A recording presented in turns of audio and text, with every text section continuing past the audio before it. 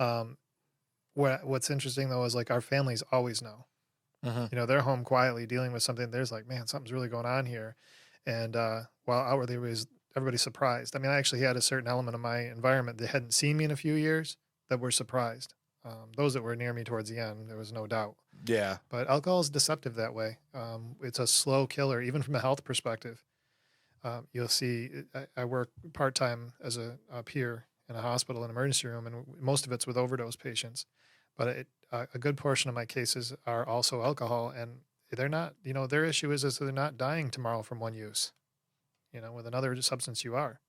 So we're allowed to perpetuate this and still fool ourselves and lie that we can keep doing this, and it's really not causing any problems. Mhm. But our families at home are taking a beating.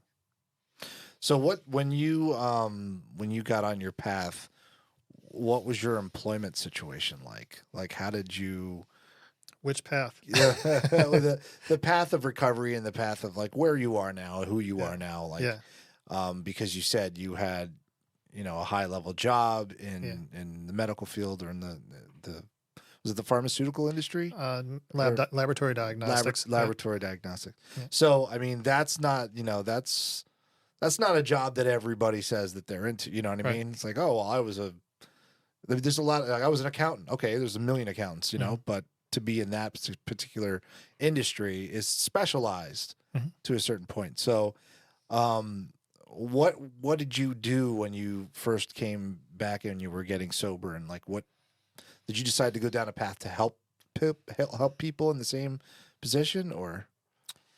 Um, Initially, some just because it was suggested that to get out of my head, which was where most of my damage happened, Mm-hmm. was to invest in others. It's the principles that I was told to do, and I was super faking it till you make it thing because I didn't really know what I believed in. I was in complete chaos.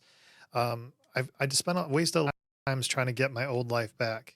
My co-host Brian Yates on the show, he's a big one about, it's not about your old life anymore. It's about what you're becoming, what you have to do with this new place that you're now in. It's a wasted effort, really try to dig up what's dead. And I think I wasted a lot of time early on. And there was a few relapses, right out of rehab that, uh, I think could have been avoided had I got focused on realistic goals and not the idea of regaining lost love, regaining my career.